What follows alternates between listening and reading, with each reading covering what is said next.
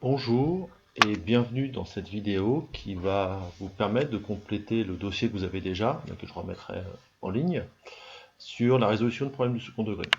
Donc cette fois-ci, on va s'attaquer aux inéquations. Donc c'est à la page 5 de votre dossier. Ah. Donc comment résoudre une inéquation du second degré? Pour ça, on va prendre un exemple. Donc j'ai pris une inéquation du second degré. J'ai bien ma variable qui est au carré, et je vais l'étudier sur l'intervalle 0,5. Donc au début, c'est exactement le même principe qu'une équation du second degré. Je cherche les solutions avec la méthode du déterminant. Je calcule mon discriminant. Je fais bien attention à ma parenthèse. 1, donc là ça me fait 16 moins 12. Je trouve 4, delta est positif, j'ai donc deux solutions. x1, je mets bien en indice le numéro de ma variable, donc qui va être égal à moins b, donc ça fait 4, plus racine de 4 sur 2 fois a, ça fait 2 fois 1, et donc ça va me donner 3. x2, qui va être égal à 4 moins racine de 4 sur 2, ce qui va me donner 1. Donc ça, c'était ma partie algébrique en rouge. Et vous voyez que je retrouve bien mes solutions là, x1 égale 3 et x2 égale 1 sur le graphique. Donc ça, vous pouvez retrouver à la calculatrice.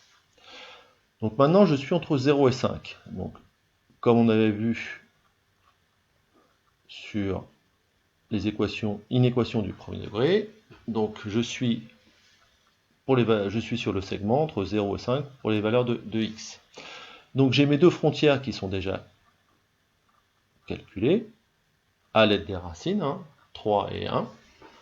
Ensuite, donc je suis strictement et je cherche les valeurs de ma fonction. Donc ça, si c'est ma fonction f de x qui est égale à x2 moins 4x plus 3, je cherche les valeurs de x pour lesquelles ma fonction va être positive, c'est-à-dire va se retrouver avec une ordonnée positive. Donc je vois que ça va être cette zone-là et cette zone-là. Donc je assure ce qui ne m'intéresse pas. C'est strictement, donc il faut que j'exclue mes valeurs, et donc je peux dire que f de x est supérieur à 0 pour x appartenant à l'intervalle 0, 1, inclus 3, 5. Bon, maintenant il y a des connaissances de cours qui vous permettent de passer cette étape un petit peu compliquée. Donc, je vais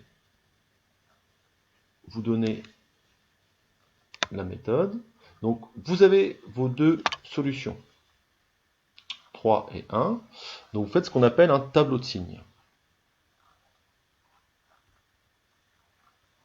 Vous verrez l'année prochaine, il vous servira à faire ce qu'on appelle à faire le tableau de variation sans utiliser la calculatrice. Donc, je suis bien entre 0 et 5. J'ai trouvé les deux solutions 1 et 3 pour lesquelles ma fonction est égale à 0. Si je reprends mon résultat, j'ai bien trouvé que ma fonction a été positive entre 0 et 1, et 3 et 5. Et donc après, elle était négative. Je reprends ma fonction. f de x, c'est bien x2 moins 4x plus 3. Donc les connaissances que vous allez avoir à mémoriser, là, a est égal à 1, il est positif. Et vous pouvez faire l'essai avec d'autres fonctions. En fait, je vais utiliser une autre couleur. À l'extérieur des solutions, donc dans les deux intervalles qui se situent à l'extérieur des solutions, en fait, je retrouve le signe du paramètre A. Et à l'intérieur des solutions, j'ai le signe opposé. Donc ça, c'est un résultat qu'il faut savoir, qui vous permet d'éviter tout le problème de l'axe gradué et de poser les solutions. C'est un résultat de cours, vous pouvez recommencer. Le signe de ma fonction, en fait, il est donné par le paramètre A de ma fonction du second degré. Donc si A positif, ce serait cette formule-là. Si A était négatif, ce serait l'inverse. Moins, moins et plus au milieu. Donc voilà ce qui va vous permettre de compléter le dossier que je vous ai donné. Je vous invite à faire tous les exercices. Je vous redonnerai le document corrigé et on pourra en parler vous pourrez me poser des questions lors du prochain rendez-vous vocal. Bon courage et à bientôt.